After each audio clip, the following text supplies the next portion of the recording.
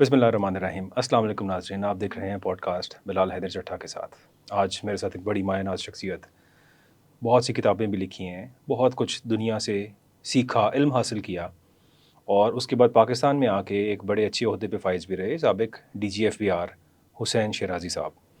पाकिस्तान के अंदर tax laws के ऊपर कई किताबें लिखी जो हुकूमत पाकिस्तान ने छापी और उस पे इम्प्लीमेंटेशन भी मेरा ख़्याल है हो रही है। Thank you so much Hussain साहब हमें ज्वाइन करने के लिए। आपका शुक्रिया। हुसैन भाई, ब्यूरोक्रेट रहे हैं आप सारी ज़िंदगी, आपने ब्यूरोक्रेसी खुद से I mean you have lived it and Pakistan के अंदर बाहर से आप पढ़ आए, आपने बाहर से एजुकेशन हासिल की, टैक्स के ऊपर बहुत कुछ बड़ा अबूर हासिल किया आपने। स्टार्टिंग फ्रॉम हेयर आप क्या समझते हैं कि पाकिस्तान में जो टैक्स लॉज पे आपने किताबें लिखी और जो कुछ लिखा, पाकिस्तान में इकॉनमी किस तरह से चल रही है? Let's start from here. शुक्रिया बिलाल चट्टा साहब। मैंने कोई 34 साल हुकूमत पाकिस्तान की नौकरी की और अब पिछले 20 साल से कॉर्पोरेट लॉ की वकालत कर रहा हूँ। ठीक है। लाहौर, कराची, पेशावर, कोयटा धक्के खा रहा हूँ, पता नहीं पैसे ठीक ठाक कमा रहे हैं पैसे अभी भी। कमा रहा हूँ। तो ये मैं आपको यकीन दिलाता हूँ कि मेरा लुब्बे लबाब अगर आप पूछे इस तजर्बे का, तो वो एक शेर है कि खुदावंदा ये तेरे सादा दिल मंदे किधर जाएं, कि दरवेशी भी अय्यारी है, सुल्तानी भी अय्यारी।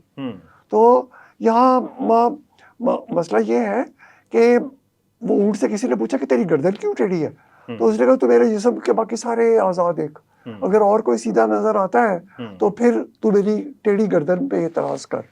हमारी बदकिस्मती ये है कि यहाँ पिछले 78 साल से जो सिस्टम अंग्रेज बना के गए थे, एक ये बड़ी हुसैन भाई बात होती है कि अंग्रेज बहादुर ने जो सिस्टम दिया है जी, हम आज भी उस पे चल रहे हैं। यानी ये ब्यूरोक्रेसी का यहाँ पे होना और ये सब कुछ होना यहाँ पे, आप क्या समझते हैं कि क्या ये सिस्टम का फॉल्ट है और व्हाट इज़ द रीज़न?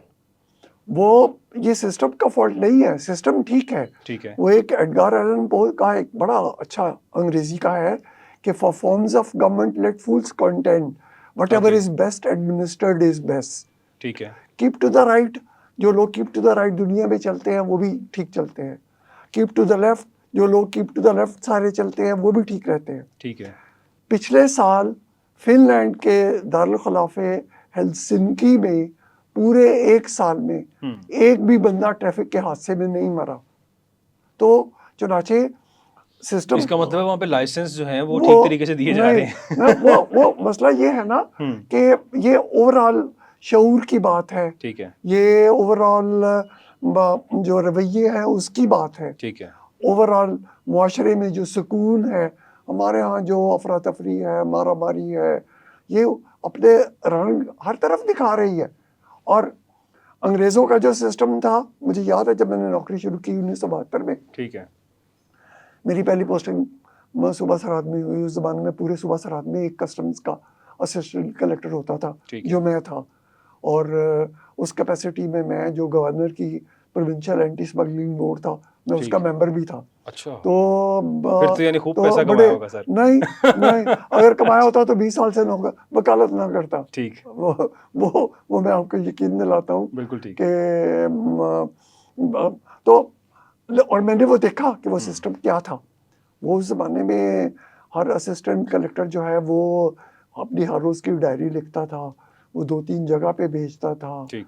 वो ऑफिसेज़ की इंस्पेक्शन करता था, अपने इंस्पेक्शन नोट 2-3 जगह पे भेजता था, अपने टूर प्रोग्राम में इशू करता था, दफ्तरों में जो हालांकि उस ज़माने में तो मैनुअल काम था, तो जो रजिस्टर थे, तो मैं तो आपको यकीन दिलाता हूँ कि 1974 में जो ब्यूरोक्रेसी का स्टैंडर्ड था, उसके काम करने का जो तरीक़ाकार था, आज 2025 में ये तकरीबन 51 साल के बाद ये तो उससे बहुत आगे ख़राब हो गया हुआ है। इस वास्ते कि वहाँ जो जब अंग्रेज़ यहाँ हुक्मरान थे, तो उन्होंने कुछ असूल यकीनन बनाए हुए थे जिन पे अमल करना बहुत ज़रूरी था। हमारे यहाँ तो आज कोई असूल नहीं है। यहाँ हमारे अगर ये हमारे यहाँ असूल हों तो ہم جمہوریت میں دنیا کے آخری 4 ملکوں میں ہیں, ہم انصاف میں دنیا کے آخری 4 ملکوں میں ہیں, ہمارا پاسپورٹ دنیا کے آخری 5 ملکوں میں ہے, امن و امان کے اعتبار سے ہم دنیا کے آخری 5 ملکوں میں ہیں. یہ سموگ میں ماشاءاللہ جس شہر میں ہم بیٹھے ہیں لاہور میں, ہم نے ساری دنیا کو شکست دی ہوئی ہے. ہمارا شہر جو وہ بیشتر اوقات وہ نمبر 1 ہوتا ہے الحمدللہ ماشاءاللہ, کسی کام میں تو نمبر 1 پہ ہیں, ایئر پولوشن کے اعتبار سے. تو یہ اور سر کچھ خاص کارکردگی بھی گورنمنٹ کی کیا دیکھیں, اب اسموگ کی آپ نے بات کی ہے تو اسموگ پہ اینٹی اسموگ گنز منگوا لیں گورنمنٹ نے, اور ماشاءاللہ پانی کے چھٹے مارنے شروع کر دیے ہر طرف, جو کہ میرا خیال ہے اس چھٹے کی رینج بھی بڑا, کو 20 فٹ سے اوپر یا 30 فٹ چلا جاتا ہوگا, اس سے اوپر کیا وہ پانی جائے گا.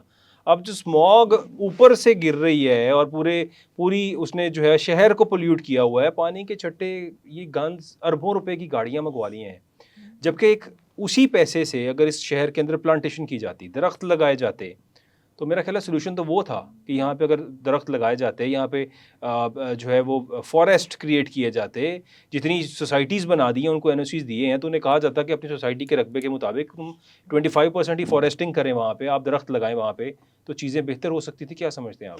بالکل ہو سکتی ہے جی. ابھی بھی دیکھیں ہمارے ہاں جو پولوشن ہے اس کا ایک تو آپ نے جیسے فرمایا کہ درخت لگانے چاہیے, وہ تو اللہ بھلا کرے جسٹس شاہد کریم لاہور ہائی کورٹ کا کہ انہوں نے یہ جو نہر پہ بہت سے درخت کٹ کے یہاں ایک بڑی فینسی قسم کی ٹرین یا بس چل رہی تھی, وہ انہوں نے روک دی ہے.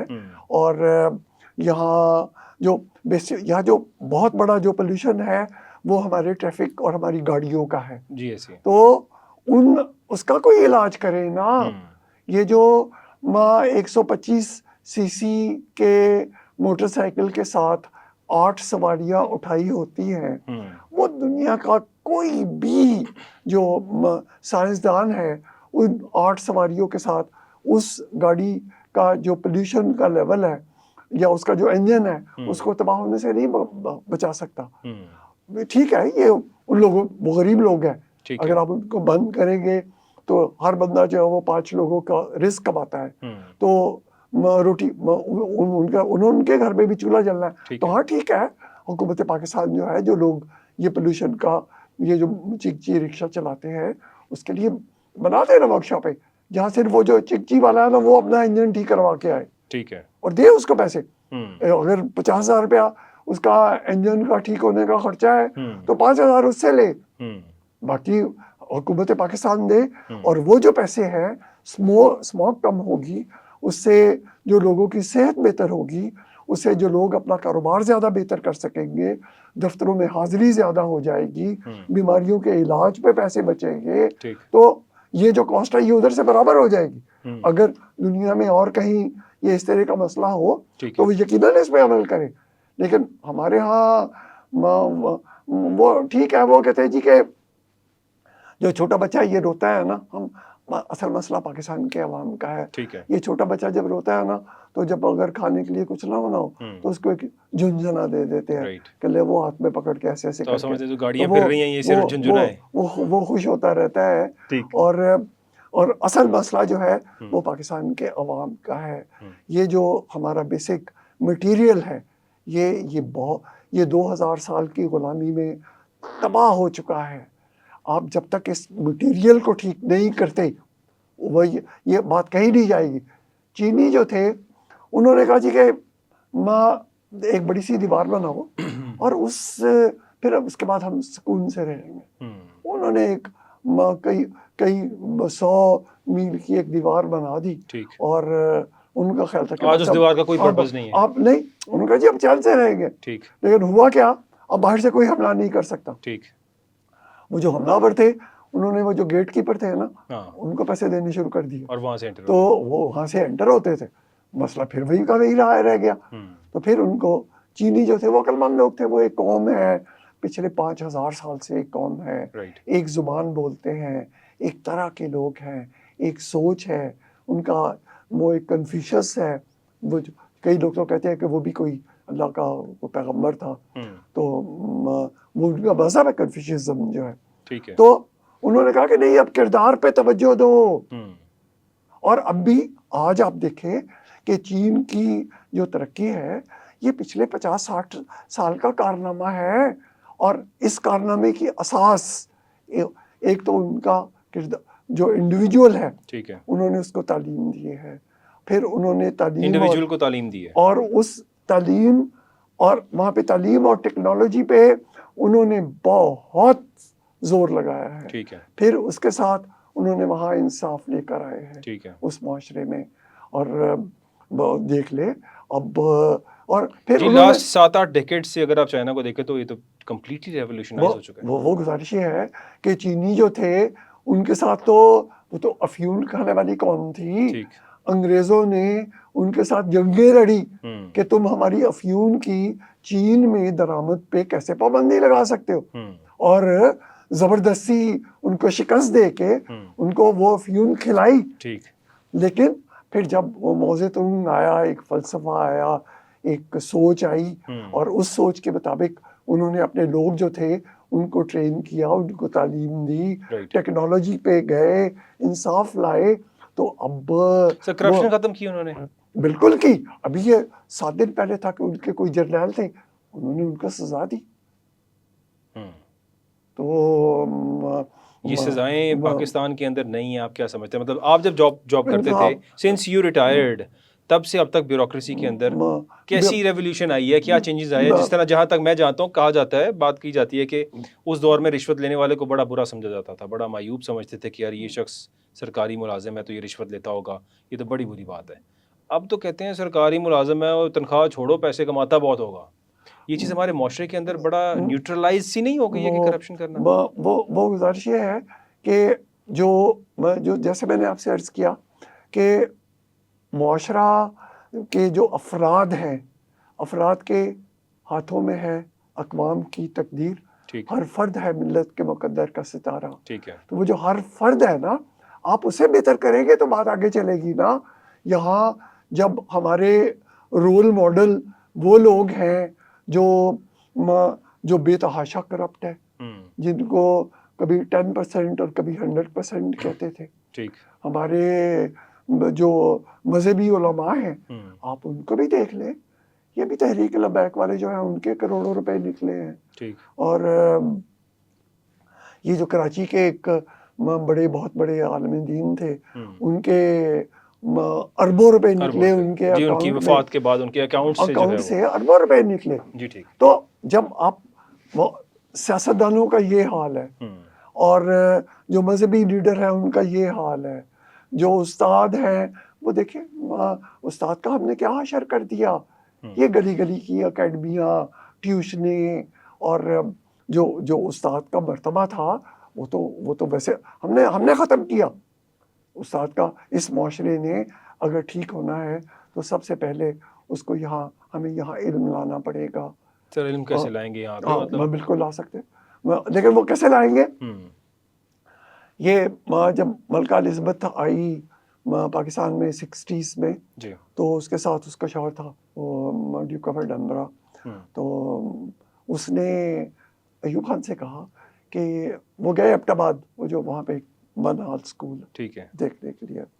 تو اس نے کہا کہ مجھے تو پاکستان کے مستقبل کے بارے میں فکر ہو گئی ہے. ان کا کیا ہوا؟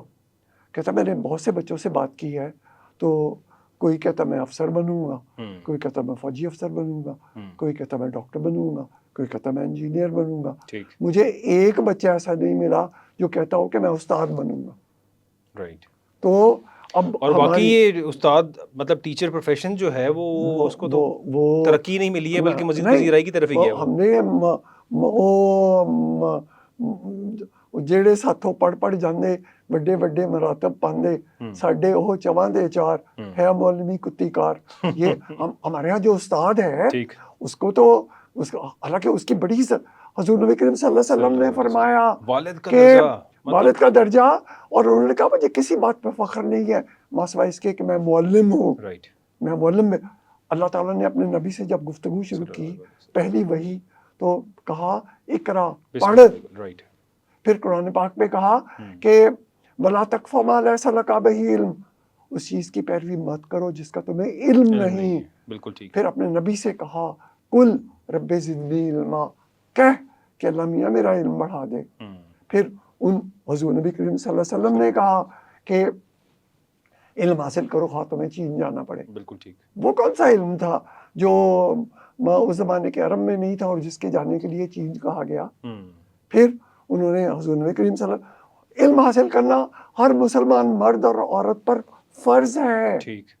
تو ہمارے یہاں پہ تو میرا خیال فرض ہے ہی نہیں ایجوکیشن حاصل کرنا. اور جب یہ ہم نے مسلمانوں نے ترقی کی ٹھیک. تو البیرونی جو ہے وہ جب مر رہا تھا بستر مرگ میں تھا تو اس کے پاس اس کا ایک ملنے والا آیا تو اس نے کہا یار کہ تو نے یہ جو سوتیلی نانی کے ورثے کے بارے میں وہ ایک بات ایک دفعہ کہی تھی اسے ذرا دوبارہ سے تو دوہرا دے میں ذرا اسے ذہن نشین کرنا چاہتا ہوں.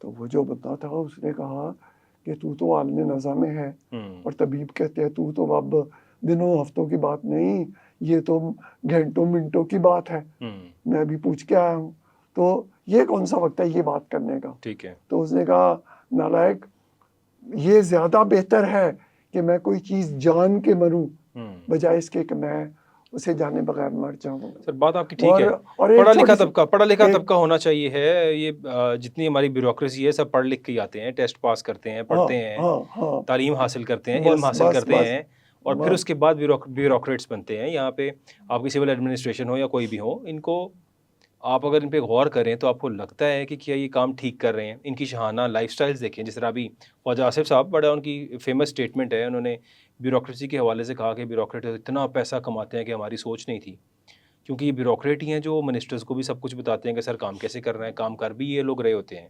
اور مطلب پاکستان کے اندر ایک بات کی جاتی ہے کہ کوئی بچہ ٹیسٹ پاس کر کے اسسٹنٹ کمشنر ہے وہ کسی بھی پاکستان کے ایریا میں لگ جائے گا پہلے سال کروڑوں پتی ہو جائے گا. آپ کیا سمجھتے ہیں سر؟ اس کی گزارش یہ ہے کہ زیادہ دور جانے کی ضرورت نہیں ہے. ٹھیک ہے. کہ یہ پاکستان کی بیوروکریسی کس طرح سے کام کرتی ہے بلکہ پاکستان کس طرح سے کام کرتا ہے. آج سے 3 دن پہلے شبر زیدی سابق chairman federal board of revenue اس کے خلاف ایک FIR درج ہوئی اور CBR کے افسران کے خلاف کہ انہوں نے 16 ارب روپے کے ریفنڈ جو ہے وہ غلط جاری کیے تھے. FIR کٹ گئی. ہاں ٹھیک. FIR کٹ گئی. ٹھیک ہے. کٹ گئی. ٹھیک ہے. اور اگلے دن اسی FIA نے ان کو کہا گیا خط لکھا گیا کہ یہ جو چارجز ہے یہ غلط ہے اور آپ ان کو وڈرا کر لیں اور اللہ خیر صلی اللہ. اب مجھے یہ بتایا آپ کو لگتا ہے حصہ پہنچ گیا ہوگا؟ نہیں یہ نہیں. ٹھیک ہے. وہ شبر زیدی صاحب ذرا تھوڑا سا زیادہ بولنے لگ گئے تھے. ٹھیک ہے. وہ امبیدکر کی ایک کتاب جو ہے اس کا بار بار تذکرہ کرتے تھے کہ اس میں اس نے کیا کہا کہ انقلاب کیسے آیا. انہوں نے کیا کہا کہ ہمارا ٹوٹل ریونیو جو ہے وہ کوئی 100 کروڑ ہے اور اس میں سے 55 کروڑ کہاں جا رہا ہے. ٹھیک. اور وہ 55 کروڑ کس کے پاس جا رہا ہے اس کا بیشتر حصہ. تو بہتر یہی ہے کہ آپ پاکستان کو بننے دیں. تو چنانچہ شبر زیدی صاحب کے خلاف کیس بن گیا. نہیں تو اب گزارش یہ ہے کہ یہ اب اگر کسی کو سمجھ نہیں آتی کہ پاکستان کی بیوروکریسی کیسے کام کرتی ہے اور اس کی حدود کیا ہے اور اگر کوئی ان حدود میں سے کو پھلانگتا ہے تو اس کا کیا حشر ہوتا ہے. یہ جاوید احمد صاحب تھے ایک CSP آفیسر. انہوں نے ایک سیکریٹریٹ سروس کے بندے کو کلیکٹر لگا دیا جس نے کوئٹہ میں ایک بڑے بیہودہ قسم کے کام میں ان کی مدد کی تھی جب یہ وہاں پہ تھے. تو وہ ان سے پوچھا کسی نے کہ یہ کیوں لگایا. انہوں نے کہا جی اس بندے کو اس وجہ سے لگایا ہے کہ یہ کتے کی طرح کہتا ہے کہ میں کتے کی طرح آپ کا وفادار ہوں اور جیسے آپ کہیں گے جو حکم کریں گے میں کروں گا اور کہیں گے تو تلوے چاٹوں گا اور کہیں گے تو مجھے بتائے کون ہے اس کی میں پنڈی کا گوشت آپ کی خدمت میں پیش کر دوں گا. تو جب یعنی کہ صرف یہ کرائٹیریا جب یہ بیوروکریسی میں آپ اس طرح سے اس کو مینیج اور مینیپولیٹ کرنا شروع کر دیں گے تو وہاں پھر ان کے جو اعمال ہیں یا تو وہ تو کیوں کیسے کریں گے وہ یہ کام. سر آپ کیا سمجھتے ہیں دیکھیں یہ پڑھا لکھا طبقہ ہے جو یہ بیوروکریٹ بنتا ہے مطلب CSP آفیسرز ہوں جو کچھ بھی ہوں بڑی ایک محنت کر کے وہاں تک پہنچتے ہیں اس لیول پہ. جب وہ اپنی چارج لیتے ہیں اپنی سیٹ سنبھالتے ہیں تو پھر سب ایک جیسے کیوں ہو جاتے ہیں. سب ایک جیسے. اس کا مطلب ہے کہ سسٹم غلط ہے, تعلیم علم حاصل کر بھی لے بندہ. ایک اور مثال سن لیجئے جی کہ بابو نگر آپ کی کتاب ہے باقاعدہ بیوروکریسی میں. میں نے پاکستان کی بیوروکریسی پہ میں تو 4 گھنٹے کی گفتگو کر سکتا ہوں. ٹھیک. پچھلے سال اگست میں ECC کی ایک میٹنگ ہوئی کہ چینی کے بارے میں کیا حالات ہیں. پنجاب سے جو سیکرٹری فوڈ اور کین کمشنر گئے وہاں, انہوں نے جا کے وہاں کہا کہ جی ہمارے پاس بس اتنی اسٹاک ہے جتنی ہمیں ضرورت ہے. ٹھیک ہے. میٹنگ میں لکھا گیا کہ سیکرٹری فوڈ اور کین کمشنر انہوں نے یہ کہا ہے, جو منٹس ایشو ہوئے, کہ یہ ہمارے پاس بڑے اسٹاک ہے اور آپ ایکسپورٹ کریں. یہ منٹس جب آئے تو یہاں سے سیکرٹری فوڈ صاحب جو تھے اس نے فوراً میسج کیا کہ جی میں نے یہ نہیں کہا, یہ آپ منٹس کو ٹھیک کریں. ٹھیک ہے. تو منٹس ٹھیک نہیں ہوئے, اسی دن سیکرٹری فوڈ اور کین کمشنر دونوں کا تبادلہ ہو گیا. تو اب جو نیا آئے گا وہ اس کو پتا ہے میں نے کیا کرنا ہے, اس نے منٹس چینج کرنے, اس نے بس سوال نہیں کرنا, اسے کیا کرنا ہے. ٹھیک, تبھی اس کو لگایا جائے گا. تو اس کا مطلب ہے کہ سسٹم ٹھیک نہیں ہے پاکستان میں. جو ہمارے جو ایکچولی جیسا میں نے آپ سے عرض کیا نا, سیاست جو ہے نا بنیادی طور پہ وہ عوام کی خدمت کا نام ہے. جو سیاستدان باہر دنیا میں بنتے ہیں, دنیا میں جو بنتے ہیں یہاں پہ تو وہ ان کا ایک ان کے ذہن میں ایک مقصد ہوتا ہے. ٹھیک ہے. اور اس مقصد کے عوام کی فلاح اور خدمت کرنا, اور اس عوام کی فلاح اور بہبود کے لیے ان کے ذہن میں جو پروگرام ہے وہ سیاست کے ذریعے اقتدار حاصل کرنا چاہتے ہیں. ٹھیک ہے. تاکہ ہم وہ جو فلاح و بہبود کا پروگرام ہے اس کو امپلیمنٹ کر سکیں. ٹھیک ہے. وہ غلط بھی ہو سکتا ہے. ٹھیک. اب ضروری نہیں ہے ٹھیک ہو. اب ڈونلڈ ٹرمپ جو آیا ہے تو یہ اس کے ذہن میں ہے ایک بات کہ اگر میں امریکہ کو مینوفیکچرنگ ہب بنا دوں, اگر میں امریکہ میں آنے والی ساری چیزیں جو ہیں ان پہ ٹیکس لگا دوں تو اس سے مجھے ریونیو بھی آئے گا اور امریکہ میں جابز بھی بڑھے گے, اور امریکہ میں جابز بڑھیں گے, مینوفیکچرنگ بڑھے گی, یہاں خوشحالی آئے گی. لیٹس میک امریکا گریٹ جو اس کا ایک ماشاء اللہ وہ جو, لیکن کسی نے اس پہ چینی نے طنز کیا تھا کہ یہ جو تو نے ٹوپی پہنی ہوئی ہے نا, لیٹس میک امریکا گریٹ, یہ میڈ ان چائنا ہے. تو سیاست کا جو میں عرض کر رہا تھا, ہماری پاکستان کی بدقسمتی یہ ہے کہ یہاں ہمارے ملک کی سیاست کا حال مت پوچھو, گری ہوئی ہے طوائف تماشبینوں میں. یہ یہاں سیاست تو صرف پیسہ کمانے کے لیے ہے, جب پیسہ لگا کے آ رہے ہیں, اختیار اور اقتدار کے لیے ہے. یہاں جو کوئی بھی پالیسی جو ہے وہ پاکستان کا جو عام آدمی ہے اس کے فائدے کے لیے تو شاید ہی بنتی ہو. یہاں تو سب لوگ جو ہیں جو سیاست میں آتے ہیں وہ پیسہ کمانے کے لیے آتے ہیں.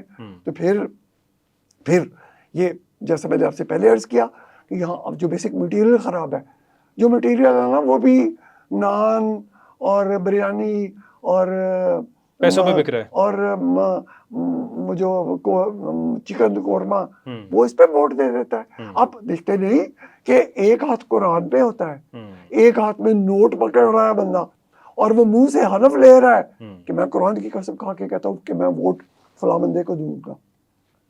لیکن پچھلے الیکشن میں دیا پھر بھی نہیں. تو سر کچھ شعور تو آیا ہے نا. تو لاسٹ الیکشن 2024 والا جو تھا وہ میں کور کرتا رہا ہوں, اس کے اندر ووٹ قسمیں کھا کے بھی لوگوں نے ووٹ نہیں دیے, پیسے بھی لے لیے. تو پھر بھی وہ پھر غالباً آپ نے یہ جو کامران ٹسوری صاحب ہیں کراچی والے, ان کا بھی یہ کوئی مہینہ پہلے بیان تھا, وہ بھی تقریر کر رہے تھے تو لوگوں سے کہہ رہے تھے کہ دیکھو میں تمہیں کہتا ہوں کہ تم ووٹ ہمیں دو, تو ٹھیک ہے تم نے پہلے نہیں دیا تھا لیکن کیا نکلا, نہیں نکلا, ہم تو پھر بھی جیتے. ٹھیک. تو چنانچہ بہتر ہے کہ دے دو. یہ سارا جو میں نے آپ سے عرض کیا کہ سیاست جو ہے یہ بنیادی طور پہ عوام کی فلاح و بہبود کا کام ہے. یہ مجھے یاد ہے میرا بیٹا, جو یہاں شاید کوئی بھی نہیں کر رہا. میں 2006 میں میرا بیٹا امریکہ گیا پڑھنے کے لیے, تو اس نے مجھے ایک بارک حسین اوباما کی ایک کتاب بھجوائی, سینیٹر. تو میں نے اس کو فون کیا, میں نے کہا یار پارٹنر تو سمجھتا میں اتنا فارغ بیٹھا ہوا ہوں یہاں پہ کہ میں اوباما کی کتاب پڑھوں, میں ایک سینیٹر کی کتاب پڑھوں گا. کہتا ہے اس کا فون میں بات ہے, تو اس کا ابو آپ یہ جو کتاب ہے نا، یہ ایک نیا سیاستدان آیا ہے اور آپ ذرا اس کی کتاب پڑھ کے دیکھیں کہ اس کے خیالات کتنے اچھے ہیں اور یہ اپنے آپ کو کس طرح سے ایک قوم کی تقدیر بدلنے کے لیے اپنی جو صلاحیت ہے ان کو استعمال کرنا چاہتا ہے. ٹھیک ہے. اور پھر اس کے بعد وہ جو تھے نا باراک حسین اوباما صاحب، پھر وہ امریکہ کے صدر بنے دو ٹرمز کے لیے، اور صدر بننے کے بعد وہ پھر اپنی ان کے پاس کوئی جائیداد نہیں ہے، نہ ان کے پاس کوئی جزیرہ ہے، وہ نہ ان کے ایون فیلڈ اپارٹمنٹس ہیں، تو نہ یہ آپ کہہ رہے میں نہیں کہہ رہا. ٹھیک. ان کا وہ لیکچر دیتے ہیں، پیسے کماتے ہیں ٹھیک ہے، اور دال روٹی کھاتے ہیں. اور یہ جو پچھلا امریکہ کا پریزیڈنٹ تھا، ابھی ریٹائر ہوا، جو بائیڈن، تو اس نے اپنے بچے کے علاج کے لیے اس نے قرض لیا تھا. تو یہ، اور اس کی بیوی جل بائیڈن جو ہے دوسری، وہ جاب کرتی تھی، پڑھاتی تھی. تو پاکستان میں آپ مجھے کوئی ایسا سیاستدان بتا دیں کہ جو اس لیول پہ کام کرتا ہے، تنخواہ پہ کام کرتا ہے. کوئی بھی نہیں سر. میرا خیال ہے سر وہ آپ کی والی بات کے جو خدمت کرنا چاہتا ہے، پھر اس کا کام ہی نہیں آنے کا، وہ سروائیو ہی نہیں کر سکتا. وہ یہ جو پورا، جیسے میں نے آپ سے کیا نا، اس سسٹم میں وہ آگے آ ہی نہیں سکتا. تو پھر اس کا مطلب ہے کہ سسٹم کی خرابی ہے.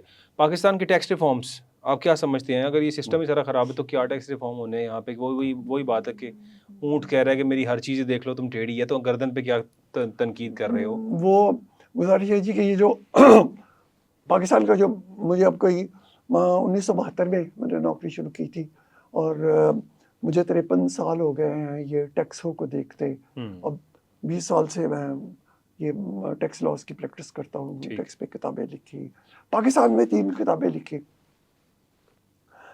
میرا ذاتی انالیسس یہ ہے کہ پاکستان کا ایک عام آدمی یہ سمجھتا ہے کہ پاکستان کی حکومت کو اس سے ٹیکس لینے کا کوئی اخلاقی جواز نہیں ہے. اس کی کیا وجہ ہے؟ ہاں، اس کی وجہ اب کیا ہے؟ اس کی وجہ ایک تو وہ 2000 سال کی ہماری غلامی ہے، ٹھیک ہے، جن میں جو بیرونی حملہ آور ادھر آریہ آتے تھے اور آ کے یہاں حکمران بن جاتے تھے. پھر ادھر کی بجائے وہ سمندر سے بھی آ گئے، انگریز ہم پہ حکومت کر گئے، اور ان کا حکومت کرنے کا غلط مائنڈ سیٹ ہے، آپ سمجھ رہے ہیں، حکومت کا انداز. ٹھیک ہے. 1630 میں دارالشکوہ کی شادی ہوئی، اس پہ 32 لاکھ روپیہ خرچ ہوا. ٹھیک ہے. اور 1630 میں ممتاز محل مر گئی تو اس کا تاج محل بنا. ٹھیک. اور 1636 میں ہارورڈ یونیورسٹی 400 پاؤنڈ کی ابتدائی اعانت سے شروع ہوئی تھی، اور اس کے 2 سال بعد وہ جان ہارورڈ جو تھا اس نے اپنی لائبریری اور آدھی جائیداد ہارورڈ کو دے دی، اور پھر یہ ہارورڈ یونیورسٹی بن گئی. اور وہ ہارورڈ یونیورسٹی جو وہ کہتے ہیں کہ اگر آپ کے پاس یہاں ہمارے یہاں ایڈمیشن آپ لے لیں، پھر اگر آپ کے پاس پیسے نہیں ہیں تو پھر ہم آپ کو سپورٹ کریں گے. اور ڈونلڈ ٹرمپ نے انہیں کہا کہ تم مجھے یہ انفارمیشن دو یہاں جو اسرائیل اور فلسطینی اور اس جھگڑے کی، انہیں ہم نہیں دیتے. تو اس جگہ میں تو اس نے گرانٹ نہ کر دیا، نہ کر دو. پاکستان کا کوئی ایجوکیشنل انسٹیٹیوٹ، کیا روئیں کس کو وہ دل ہما داغ شد پمبا کو جانا ہم. یہ جو لاہور شہر جس میں ہم بیٹھے ہیں، اس میں ایک دیال سنگھ کالج ہے، اس میں ایک گنگا رام ہسپتال ہے، اس میں ایک جانکی دیوی ہسپتال ہے. یہاں ہم تو پچھلے 78 سال میں ایک دیال سنگھ پیدا نہیں کر سکے، ایک گنگا رام پیدا نہیں کر سکے. عبدالستار ایدھی بہت بڑا آدمی تھا. مجھے کوئی بات نہیں کہ وہ اللہ تعالیٰ نے ایک فرشتے کو انسان کا گوشت اور خون اور ہڈیاں دے دی تھی، اور عبدالستار ایدھی بن گیا تھا. اور اس کی وفات پہ یقیناً جب فرشتوں نے پوچھا ہوگا کہ بتاؤ تم کون ہو، تو شاید غیب سے ندا آئی ہو کہ ٹھہرو میں بتاتا ہوں یہ میرا بندہ کون ہے. لیکن عبدالستار ایدھی نے جو پیسے خرچ کیے وہ لوگوں کے تھے. گنگا رام نے اپنی ساری جائیداد دے دی. دیال سنگھ کالج اگر آپ کبھی جا کے دیکھیں، دیال سنگھ لائبریری جا کے دیکھیں، تو اب اس کے اپنے پیسے تھے, اس کی اپنی زمین تھی, اس نے بنائی. اور پھر گنگا رام دیال سنگھ انہوں نے کہا کہ چاہے مسلمان پڑھے, چاہے سکھ پڑھے, چاہے ہندو پڑھے, چاہے یہودی پڑھے, چاہے عیسائی پڑھے, تو جو مرضی پڑھے, کوئی فرق نہیں. تو آج ہم نے 78 سال میں ہم تو ایک گنگا رام اور ایک دیال سنگھ پیدا نہیں کر سکے. تو اس قوم, اسی سے آپ اندازہ لگا لیں کہ یہ جو قوم ہے اس کی اٹھان کیا ہے. تو ہم بات کر رہے تھے ٹیکس.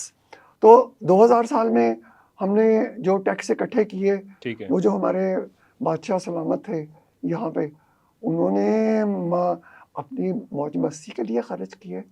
انہوں نے شالامار باغ بنایا اپنی سیر کے لیے, شاہی قلعہ بنایا اپنی محفوظ رہائش کے لیے. انہوں نے ملکہ مر گئی تو تاج محل, ہرن مر گیا تو ہرن مینار بنا دیا. تو عوام کی فلاح و بہبود کے لیے انہوں نے کیا کیا, یہ انہوں نے شالامار باغ ٹھیک بنا دیا کہ اس میں پانی جو ہے وہ 3 سطحوں تک آتا ہے. معمار بادشاہ تھا شاہ جہاں, لیکن یہاں کا جو نہری نظام ہے وہ تو اردو کے چرخے جو انگریز تھے وہ بنا کے گئے نا. اس کے بعد تو کچھ ہوا نہیں. وہ میرا ایک دوست مذاق سے کہتا ہے کہ پاکستان اور افغانستان میں صرف یہ فرق ہے کہ اگر افغانستان والے بھی انگریزوں کو 100 سال حکومت کرنے دیتے تو ان کے حالات بہت بہتر ہوتے آج سے. تو اور ہمارے جو بادشاہ تھے وہ کیا تھے, یہاں پنجاب میں جو ایک بادشاہ سلامت تھے, انہوں نے اپنے 4 سال کے بیٹے کو گورنر بنا دیا تھا. اور اس نے ایک 3 سال کے بچے کو اپنا ڈپٹی گورنر بنایا ہوا تھا. اور وہ جو گورنر صاحب اور ڈپٹی گورنر صاحب تھے چھوٹے بچے تھے, تقاضا ہے فطرت, تو وہ کپڑے گندے بندے کرتے رہتے تھے اور جو ان کا جی چاہتا تھا وہ کرتے تھے. اور عوام حضور کا اقبال سدا بلند ہو, اور یہی کرتے تھے. محمد شاہ رنگیلا جو ہے وہ زنانہ لباس پہن کے آتا تھا اور آ کے رقص کرتا تھا. اور ہمارے جو اودھ کے تھے آخری حکمران, ان کی کوئی 378 رجسٹرڈ بیویاں تھیں. اور پھر 1858 میں انگریزوں نے انہوں نے ایک نوٹیفیکیشن ایشو کیا کہ بادشاہ کا ہم نے طبی معائنہ کیا ہے, اور اب اگر بادشاہ کی کوئی اولاد ہوئی تو ہم نے اس کو شاہی وظیفہ نہیں دینا. یعنی اتنے شاہی وظیفے بانٹ چکے تھے؟ نہیں, بادشاہ صاحب طبی طور پہ. اچھا ٹھیک ہے. ہاں, تو اس پہ ہمارے جو واجد علی شاہ پیا تھے انہوں نے کہا کہ اگر ان کو کسی خامی کا پتہ چل ہی گیا تھا تو اس کا پرچار کرنے کی کیا ضرورت تھی. سر ہم last few minutes, tax reforms کیسے, آپ کیا سمجھتے ہیں کیا اس ملک میں کبھی سسٹم ٹھیک ہو سکتا ہے یا یہ ایسے ہی چلتا ہے؟ بالکل ہو سکتا ہے جی, ہمیں ایسے ہی بھگتنا پڑے گا. بالکل ہو سکتا ہے. آپ نیک نیتی سب سے پہلے جو ہے نا, بنیادی طور پہ ہمارا جو نیک نیتی کہاں سے ملتی ہے سر, کدھر سے خرید کے لائیں؟ کرتا ہوں نا, ٹھیک. بنیادی وجہ یہ ہے کہ یہاں بدنیتی اور بے ایمانی کا, جو میں نے پہلے بتایا کہ لوگ باہر کے ملکوں میں سیاست میں کیسے آتے ہیں, ٹھیک ہے, لوگ عوام کیا کرتے ہیں, ٹھیک ہے, تو یہاں بدنیتی اور بے ایمانی کا کتا جو ہے نا وہ کنویں میں گرا ہوا ہے. ٹھیک. ہم ڈول ایک ایک کر کے پانی کا نکال رہے ہیں, کتا ادھر ہی ہے. پہلے اس کتے کو باہر نکال لے, پھر اس کے بعد 70-80 ڈول پانی کے نکالیں گے تو یہ پانی صاف ہوگا. اس کے بغیر نہیں ہوگا, کبھی بھی نہیں ہوگا. یہ ریفارمز جو ہے ٹیکس کی سب کو پتہ ہے کہ یہ کیسے ہو سکتی ہے. یعنی حل سب کو پتہ ہے, کرنا کوئی نہیں چاہتا, آپ یہ سمجھتے ہیں؟ حل کوئی, ابھی یہ پچھلے سال پچھلے سال یہاں حکومت نے کو سختی کی, یہ جو ایران سے پیٹرول آتا ہے ٹھیک سستا, ہمارے ہاں تو 1 لیٹر پہ کئی آدھے سے زیادہ ٹیکس ہے نا, تو وہ ٹیکس وہاں پہ نہیں ہوتا, تو وہاں وہ اسمگل کر کے, تو آپ اگر وہ سوشل میڈیا پہ بڑی ہے, وہ 600 گاڑیاں جو ہیں وہ کھڑی ہیں اور وہ پیٹرول لے کے آ رہی ہیں. ٹھیک ہے.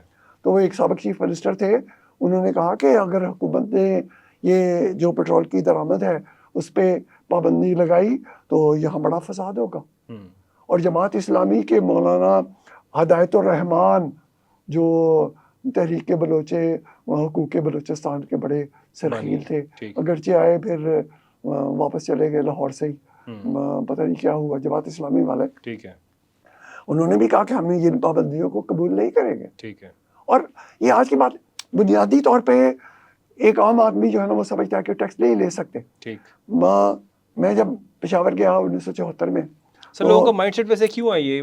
کیا لوگ یہ سمجھتے ہیں کہ گورنمنٹ ان کو اس طرح سے انہیں ریٹرن بیک نہیں ملتا, ان کو فیسیلیٹیٹ نہیں کیا جاتا, انہیں کسی قسم کا کچھ ریوارڈ جب مل نہیں رہا تو پھر ٹیکس کیوں دیں؟ وہ ان کی ذہن میں یہ بات نہیں آتی. گزارش یہ ہے, سب سے پہلی بات تو یہ ہے کہ ہمارے یہاں مذہب کی اور سوچ کی غلط انٹرپریٹیشن ہے. صرف 2 مثالیں بس بہت سوچ کی. یہ میں پشاور میں تھا تو میں گیا یہ وزیرستان, وہاں ہمارے یہاں کسٹم اسٹیشن تھا بکا خیل. ٹھیک ہے. تو میں نے جا کے وہی جو کہتے ہیں ڈانٹا بٹا کہ یہ کیا ہو رہا ہے, یہ کیوں, کیسے ہو رہا ہے, کیوں ہو رہا ہے. تو انہوں نے مجھے ایک مفتی بکا خیل کا فتویٰ پرنٹڈ دکھایا کہ یہ سب جائز ہے, کہ یہ جو ملک عرب سے ملک شام جب تجارت ہوتی تھی کسی زمانے میں تو ان کے پاس کون سا امپورٹ لائسنس ہوتا تھا اور کون سی کسٹم ڈیوٹیاں لگتی تھی. تو یہ سارا کچھ جو ہے یہ غیر اسلامی ہے. اور اگر کسی مسلمان کا سامان جو کسٹم والے طاغوتی طاقتیں ہیں, اور اگر کبھی یہ سامان اور اگر کہیں سامان پکڑا جائے تو اس علاقے کے لوگوں پہ جہاد فرض ہو جاتا ہے, اور اس میں جو مر جائے وہ شہید ہے. تو اس نے کہا جی سر یہ دیکھیں یہ ہے, اور یہ تو تھا مذہب کا, سوچ کا. پشاور میں ہی تھا میں, تو ایک دن بیگم معراج خالد جو چیف منسٹر تھے ان کی بیگم, اور ان کے ساتھ بیگم نسرین رشید راؤ سب بہت بڑے پولیس کے افسر تھے, ان کی بیگم یہ آئے میرے دفتر میں. انہوں نے باڑے جانا تھا تو شاپنگ کرنے کے لیے. ٹھیک. تو یہ لوگ چلے گئے, ٹھیک ہے جائے. پرائم منسٹر انسپیکشن ٹیم بھی آئی ہوئی تھی پشاور میں. ٹھیک ہے. تو اس کے جو جوائنٹ سیکرٹری تھے افضل صاحب, وہاں مجھے کلیکٹر صاحب کا فون آیا کہ جی شرائع صاحب ان کو آپ ذرا بڑا دکھا لائیں. ٹھیک. ان کو میں ساتھ لے کے چلا گیا. پہلے بلاک میں پہنچے تو وہاں کپڑوں کے انبار لگے ہوئے ہیں, لوگ خرید رہے ہیں. تو وہ جو پرائم منسٹر انسپیکشن ٹیم کے لوگ تھے مجھے وہ کہہ رہے تھے کہ شرائع صاحب آپ ادھر ہی ہوتے ہیں, یہ 12 کلومیٹر دور کے میل کے فاصلے پہ, اور یہ کیا ہو رہا ہے. آگے گئے تو الیکٹرانکس بھرے ہوئے ہیں, ایئر کنڈیشنر اور وی سی آر اور ٹیلی ویژن اور ریفریجریٹر. اچھا یہاں وی سی آر بھی ہے, یہاں اے سی بھی ہے. اے سی صاحب یہ شرائع صاحب یہ کیسے یہاں سے جاتا ہے, اور آپ کو کس بات کی گورنمنٹ تنخواہ دیتی ہے؟ انسپیکشن ٹیم آپ کو کہہ رہی تھی. ہاں وہ مجھے, میں کون سا سن رہا تھا, میں کیا جواب دوں انہیں میں. ٹھیک ہے. آگے گئے تو وہاں سینیٹری کا سامان, ٹب, اور یہ جو WC اور اسے سب یہ ٹب بھی یہاں سے جاتے ہیں. تو یہ آپ کو آپ یہاں جھک مارتے ہیں. تو میں نے کہا بلا تو ہی کو مدد کر میری.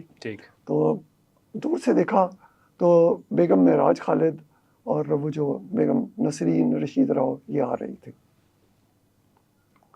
تو انہوں نے سامان جو اٹھایا ہوا تھا اس کے حالات یہ تھے کہ ان کی کونیاں, ان کے کونیاں, کلائیاں, کندھے سب انہوں نے تھیلے لٹکائے ہوئے تھے. جہاں جہاں چیز لٹک سکتی تھی وہاں لٹکی ہوئی تھی. تو اب ہم وہ سامنے سے آ رہے ہیں, ہم ادھر سے جا رہے ہیں. تو جو ہمارے جو پرائم منسٹر انسپیکشن ٹیم کے جو ہیڈ تھے انہوں نے وہاں سے فوراً آگے بڑھے مجھے چھوڑ کے.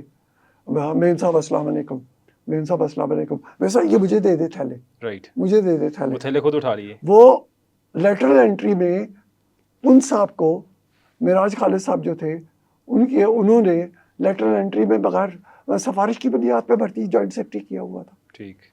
اب انہوں نے وہ خود سفارشی تھا وہ بندہ. جی جی جی جی. اب وہ آئے میرے پاس تو اونٹ پہاڑ کے نیچے آ گیا. ٹھیک. میں نے کہا جی چلے بس بسم اللہ, اب آئے چلتے ہیں چیک پوسٹ پہ. ٹھیک. ان کا سامان میں پکڑوں گا, میں بناؤں گا لسٹ. ٹھیک. میں آپ کی گواہی ڈالوں گا. تو اس گواہی آپ کے سامنے ہو رہا ہے یہ سب کچھ. تو وہ جو انسپیکشن ٹیم کے ہیڈ تھے مجھے کہتے ہیں کہ شرائع صاحب یہ پشاور کے لوگ تو بڑے مہمان نواز ہیں, اور یہاں نمک منڈی میں بڑے زبردست سونا تکے ملتے ہیں, تو آپ ہمیں تکے لے کر آئیں گے. یہ ہے سوچ کا انداز. ٹھیک. یعنی کوئی کچھ کرنا نہیں چاہتا, کوئی کچھ کرنا نہیں چاہتا, کوئی کسی قسم کے ریفارمز کرنا چاہتا نہیں ہے, اور باتیں کروا لیں بس. یہ اور میرے پاس تو خیر 1000 مثالیں ہیں اس طرح کی. تو یہاں بنیادی میں یہ سمجھتا ہوں انسان انہوں نے مولانا رومی نے اپنی جو کتاب ہے اس میں لکھا ہے کہ انسان کی اصل ہستی جو ہے نا وہ اس کی سوچ ہے، ٹھیک، باقی ساری ہڈیاں اور گوشت اور یہ لطف یہ ہے، سوچ ہے اس کی اصل. ٹھیک. اور یہ بات بالکل سچ ہے. تو چنانچہ یہاں ہمارے ہاں جو سوچ ہے نا یہ سوچ ٹھیک ہونے والی ہے. اور اس کاش کہ ہماری کو سوچ ٹھیک ہو، نہ جانے کیسے ٹھیک ہوگی. بہت شکریہ حسین احمد شیرازی صاحب آپ کا ان تمام باتوں کا. امید ہے ناظرین کو کچھ فائدہ ہوا ہوگا. اور سوچ ٹھیک ہونے کی بات شیرازی صاحب نے کی ہے کہ اپنی سوچ کو ٹھیک کیا جائے، اور انڈیویجولی آپ جو کر سکیں، جتنا کرپشن کو آپ روک سکیں روکنا چاہیے ہے، جتنا چیزوں کو آپ اوائڈ کر سکیں انہیں اوائڈ کریں. اور جو ملک کی بہتری انڈیویجولی آپ ناظرین کر سکتے ہیں وہ کرنی چاہیے. اپنا اپنا کردار ادا کریں. باقی سسٹم تو سارے کا سارا ایسی جیسے اونٹ کی مثال شیرازی صاحب نے ہمیں دی ہے. شیرازی صاحب آپ کا بہت شکریہ آپ کے وقت کا. آپ کا بھی بہت شکریہ. Thank you. ناظرین اپنا خیال رکھیے گا. اللہ حافظ.